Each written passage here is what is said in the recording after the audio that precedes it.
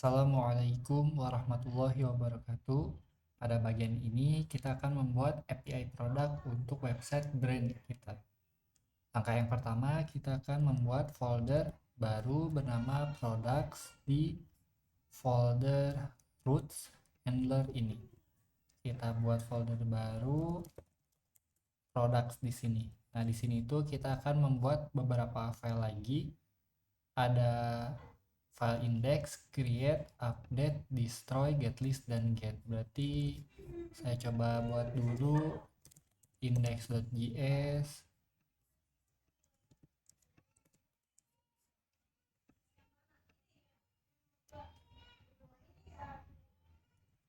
kemudian create.js, lalu update.js, kemudian get.js, getlist.js, dan destroy.js. Nah, untuk file index.js sama seperti sebelum-sebelumnya, berguna untuk mengekspor file-file lainnya agar bisa digunakan di service ini. Kemudian kita akan menginstal beberapa library terlebih dahulu, yaitu Express File Upload dan Sharp. Kedua library ini berguna untuk mengupload gambar ke service ini. Kita install dulu.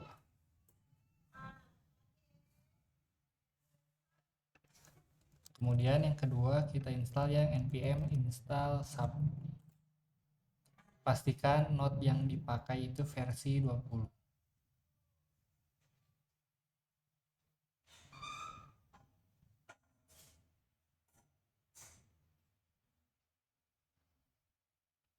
Kita tunggu untuk proses instalasinya. Jika sudah, tampilannya seperti ini. Kemudian kita bergerak ke bagian file create.js. Saya coba copy paste untuk mempersingkat durasi.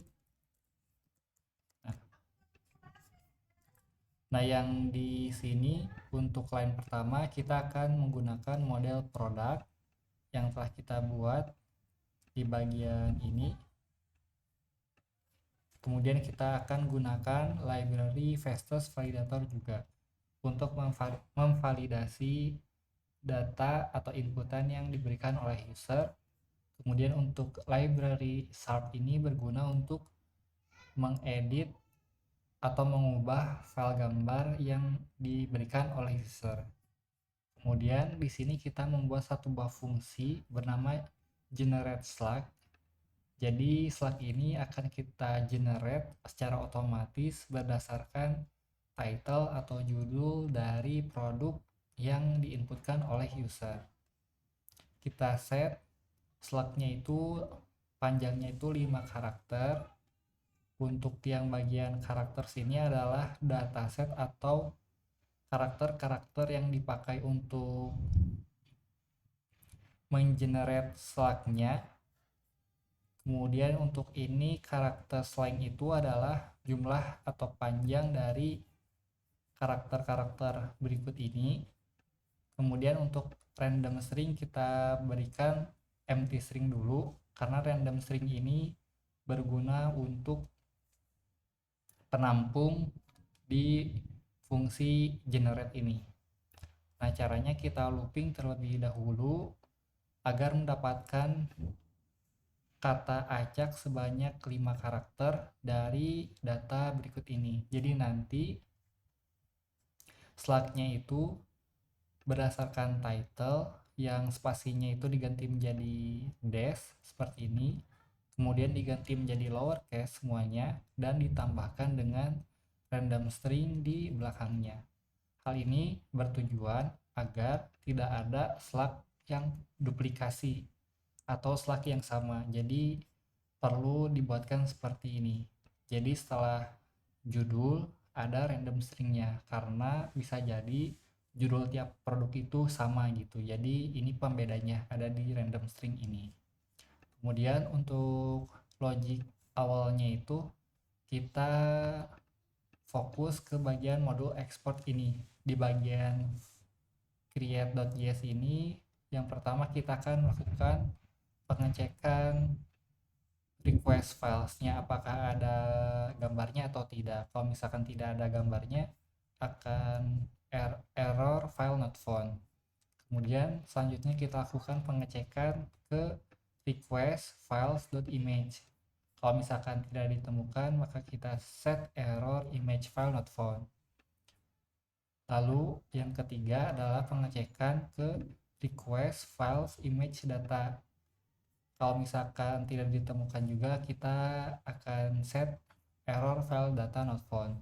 Kalau misalkan semua pengecekan telah berhasil dilalui, maka selanjutnya kita cek skema atau buat skema rule-nya, yaitu title dan description-nya harus string dan tidak boleh kosong. Kita validasi menggunakan fastest validator terhadap request body-nya. Jika terjadi error, kita set ke HTTP 400 untuk errornya. Kalau misalkan dia sukses, akan lanjut ke bagian ini. Nah, untuk yang tadi request files image data itu adalah image buffernya, jadi byte dari gambarnya. Kemudian di sini adalah variabel penampung untuk nama filenya. Kita akan set menggunakan timestamp, jadi nanti namanya itu seperti ini. Timestamp misal contoh 17000 web p, itu adalah gambar yang akan disimpan di server kita. Itu hanya contoh saja, nanti saya coba perlihatkan hasilnya. Kemudian jika sudah membuat dua variabel ini, kita akan panggil library sharp. Nah, library sharp ini berguna untuk mengkonversi gambar yang diinputkan oleh user menjadi file WebP, formatnya WebP. Untuk website itu dianjurkan menggunakan WebP ini, kemudian kita resize ukurannya itu menjadi 1024 pixel,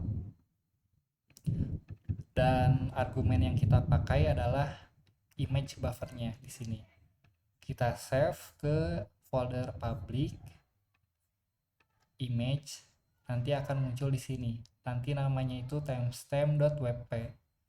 Kemudian jika sudah berhasil dikonversi dan disimpan, akan masuk ke fungsi den ini. Nah, di dalam ini akan melakukan generate slug dari title yang diberikan oleh user. Nah, jika sudah, kita akan membuat satu variabel penampung baru untuk dimasukkan ke dalam database. Isinya itu ada properti slug, title, description, dan image. Untuk slug, hasil dari generate-nya di sini.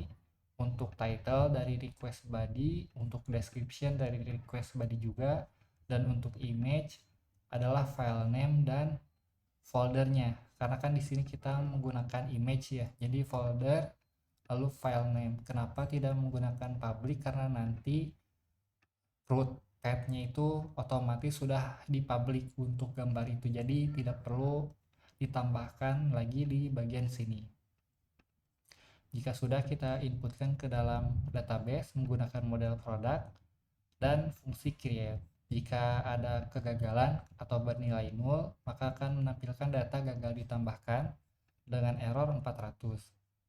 Kemudian jika dia ternyata sukses, akan masuk ke sini, data berhasil ditambahkan. Dan tidak lupa juga di library sharp ini kita tambahkan catch. Kenapa? Karena jika terjadi error saat menyimpan gambar, maka kita akan berikan error seperti ini, yaitu returnnya 400. Ini adalah kode untuk penambahan data produk untuk website kita. Kemudian kita bergerak ke file update.js. Untuk update.js itu tidak berbeda dari file create-nya. Di sini yang cukup signifikan itu adalah pengambilan data produk ID-nya.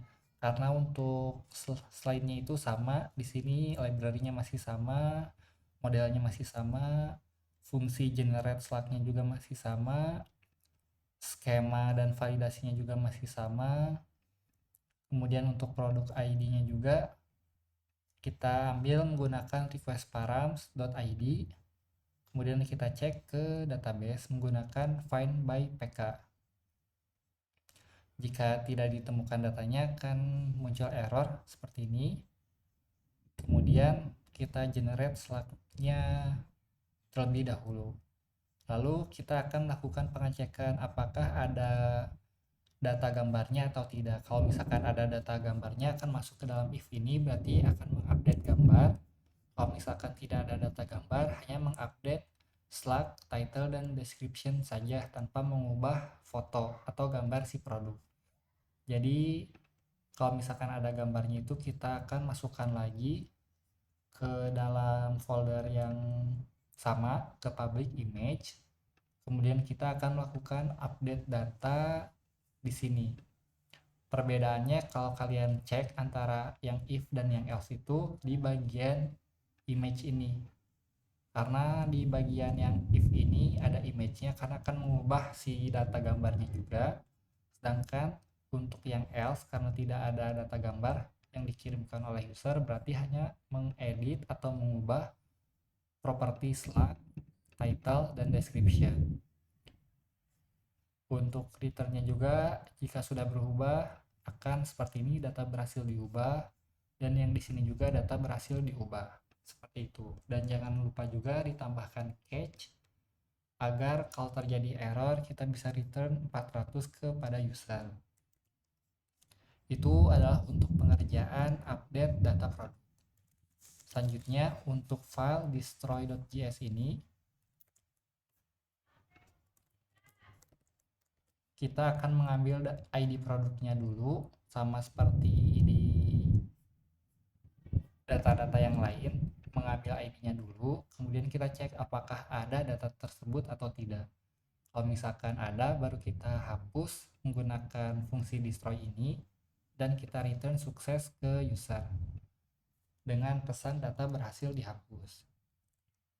Selanjutnya untuk yang get list, untuk mendapatkan data-data semua produk yang ada di database, kita akan menggunakan model yang sama yaitu model produk. Lalu di sini kita ambil menggunakan fungsi find all dan kita order juga berdasarkan yang terbaru, yang paling baru diupdate. Jadi di ordernya itu berdasarkan kolom updated add dan descending. Nah, untuk penulisan descending bisa digunakan desc seperti ini. Lalu kita return di response-nya. Itu untuk pengerjaan API get list. Dan selanjutnya yang terakhir kita akan melakukan pengambilan produk details di sini. Caranya sama, yaitu kita ambil parameternya.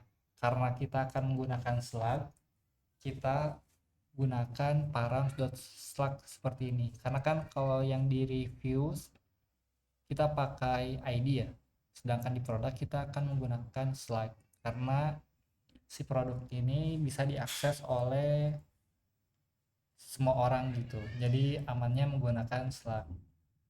Kemudian kita cek ke dalam produk, ke dalam database di tabel produk apakah ada atau tidak.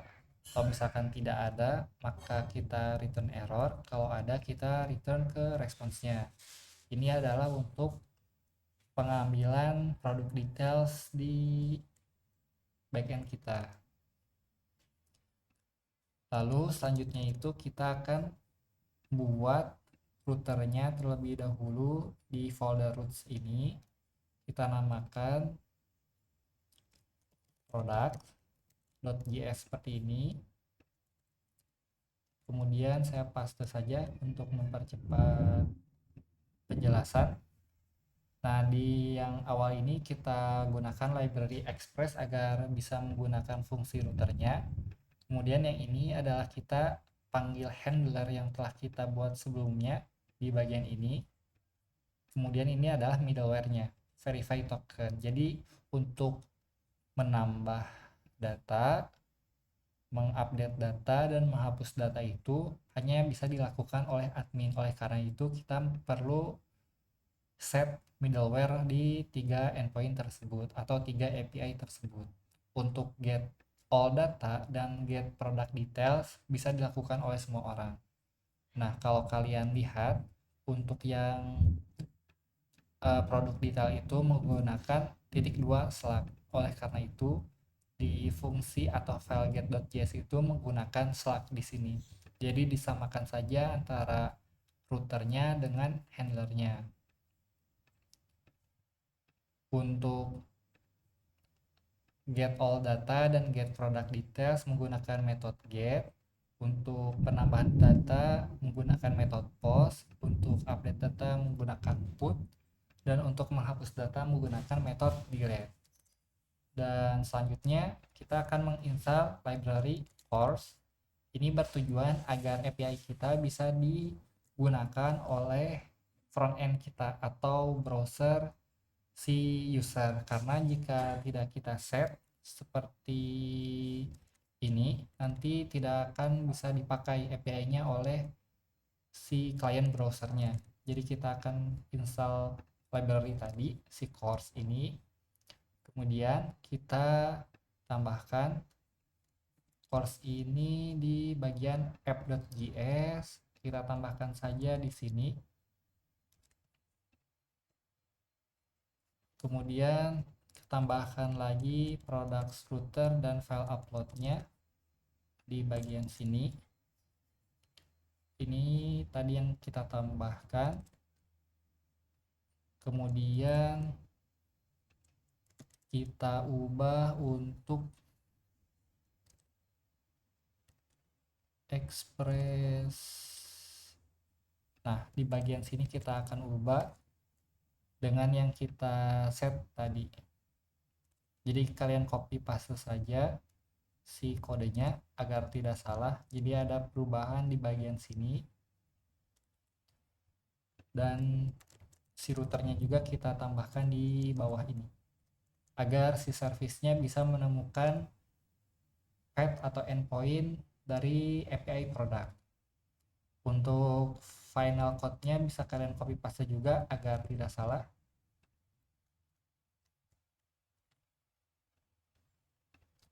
Ini bisa kalian cek di Karya Karsa atau juga di platform Develop Edu. Bisa kalian cek secara gratis kalau di Develop Edu. Kemudian saya coba testing untuk API-nya. Kita gunakan Postman lagi. Kita gunakan yang get products dulu. Kita hit, masih kosong datanya. Dan kita coba product details, masih tidak ditemukan karena masih kosong. Kemudian kita coba tambahkan data produknya. Saya coba tambahkan datanya terlebih dahulu.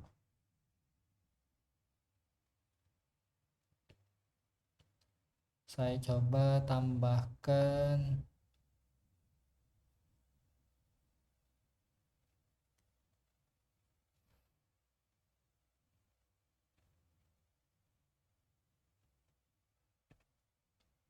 foto ini, teks judul, teks description. Kita coba kirim apakah berhasil. Nah, berhasil. Kita coba cek ke get products. Nah, sudah berhasil juga. Kita coba cek ke Visual Studio Code lagi di folder public image ini. Nah, sudah berhasil ditambahkan. Nah, ini saya memakai foto stiker yang dibuat oleh istri saya. Sudah masuk juga ke project atau server kita secara localhost. Kemudian kita coba cek API get product details-nya. Kita pakai slug-nya itu ini. Kita coba hit. Nah, sudah berhasil juga untuk mendapatkan detail produknya. Kemudian Kita coba lakukan update produk. Yang pertama itu tanpa image. Kita coba cek dulu untuk ID-nya itu masih bernilai 1 yang ini. Kita coba hit. Nah, data berhasil diubah. Kita coba cek lagi di get products. Nah, sudah berubah juga untuk slug, title, dan description-nya. Ada kata update di sini. Kemudian kalau kita coba cek, masih ada satu foto saja karena tadi belum mengirimkan dengan gambar. Saya coba tambah foto di sini. Misal yang ini, update lagi. Kita coba hit. Saya coba cek dulu ke get products. Sudah berubah juga untuk data-datanya. Kemudian ada 2 foto sekarang. Ini kayaknya tadi saya menggunakan file yang sama. Saya coba ganti dulu untuk filenya.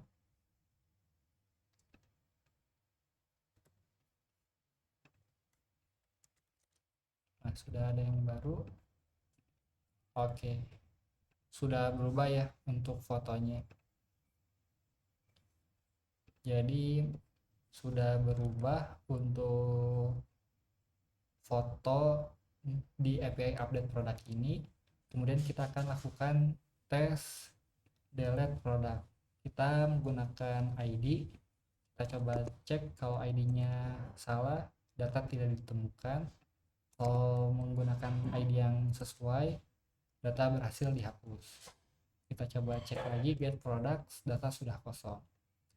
Jadi ini adalah langkah-langkah terkait pembuatan API produk. Dan untuk pengerjaan API di kelas ini telah selesai dan API akan bisa digunakan di front end atau website kita. Jika kalian mengalami kendala atau kesulitan terkait tahap-tahap ini, kalian bisa chat di grup Discord atau juga di kolom komentar. Terima kasih dan semoga bermanfaat.